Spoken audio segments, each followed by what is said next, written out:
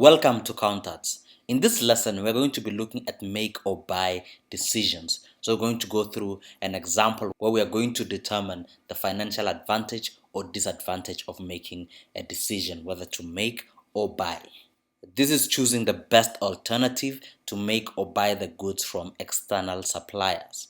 The analysis for a decision to make or buy is dependent on factors considering the relevant costs of making or the cost of buying. So let's go through an example in determining this. Here is an example that we are given. We are told that Villa Cargo Limited manufactures 15,000 units of part alpha annually as a component in its production line, and the costs at this level of activity for part alpha is direct material cost 5 Rand per unit, direct labor cost 12 Rand per unit, variable manufacturing overheads 3 Rand per unit, and fixed manufacturing overheads 60,000 Rand. And we're also told that an outside supplier has offered to provide part alpha annually for 25 Rand per unit. If Villa Cargo accepts this offer, the warehouse being used to manufacture part alpha could be rented to another company for 70,000 Rand per year. Furthermore, 1/3 of the fixed manufacturing overheads would be eliminated. We are asked to determine the financial advantage or disadvantage of accepting the outside supplier's offer. So how do we go about doing this? Well, firstly, let's look at the information that we are given.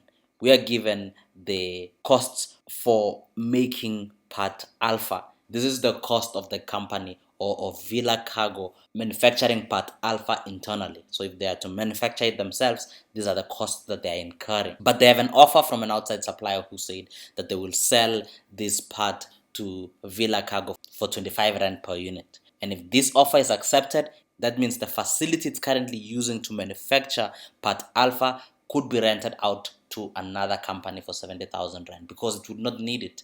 Because if an outside supplier is providing the part, then we don't need the warehouse to produce the part anymore. So it's rented out to a different company. So that is the information we need to consider when determining the financial advantage or disadvantage of accepting the outside supplier's offer.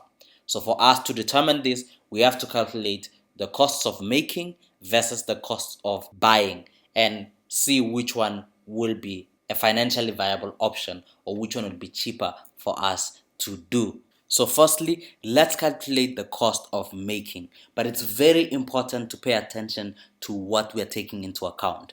Remember, the cost of making that we are taking into account is the relevant cost. In other words, this is the cost that would change if we were to choose the outside supplier's offer.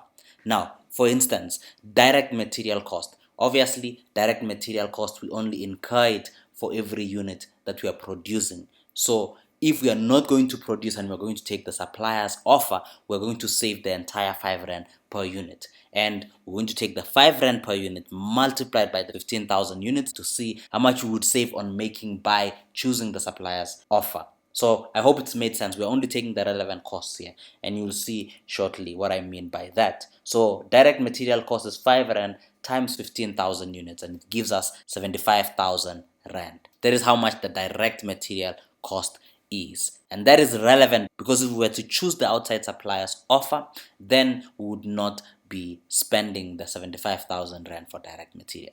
Direct labor, 12 Rand per unit. We take 12 Rand times 15,000 units, it gives us 180,000 Rand. That's also relevant because if we choose the outside supplier's offer, we will not incur this direct labor cost. Variable manufacturing overheads, 3 Rand per unit. We take 3 Rand times 15,000 units and it gives us 45,000. Also relevant because we would not incur this cost if we were to choose the outside supplier's offer.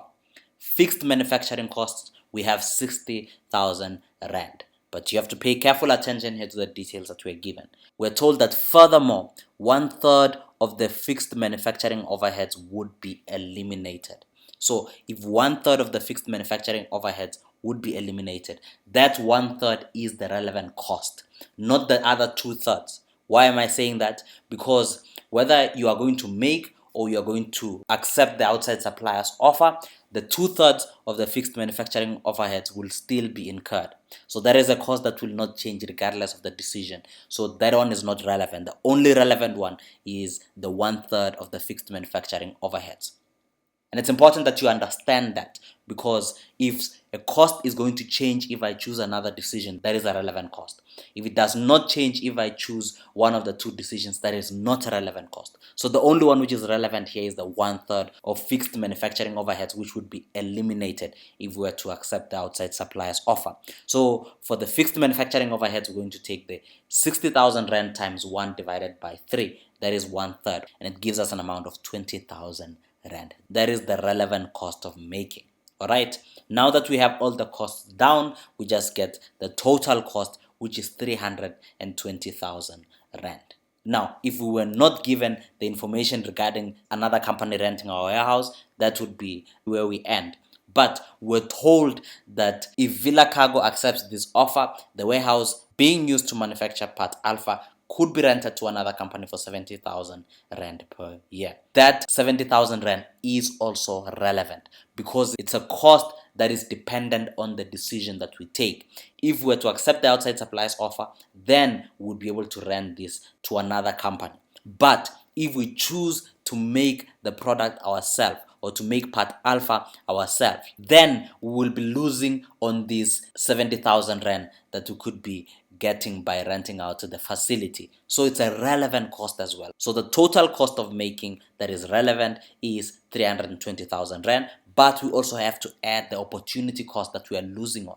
We will be losing on the 70,000 rand that we could be earning if we were to accept the outside supplier's offer. So that is very relevant. So now that we have taken into account opportunity cost as well, we have the total cost of making, including opportunity cost, is 390,000 rand. Remember, we're only considering relevant costs here. I hope that has made sense with that one. So the total cost is 390,000 rand. So if you're going to make, you must know that you will be having a cost of 390,000 rand that is relevant. Now, what about the cost of buying? Well, that one is easier to do. We need 15,000 units per annum, and the cost per unit is 25 rand, as we're told here. That is how much the outside supplier is offering us this part for, and we multiply the 15,000 units times 25 rand, and it gives us 375,000 rand. That is the total cost of buying.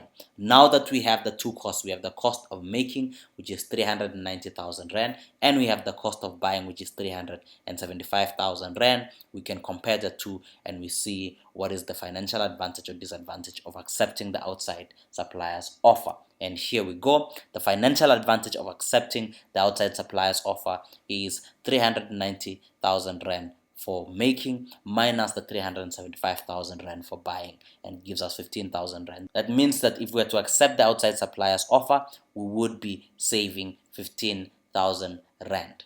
I hope it has made sense. I hope you've gained value from this lesson, and if you have, consider subscribing to our channel, like this video, and share it to those who think it might help.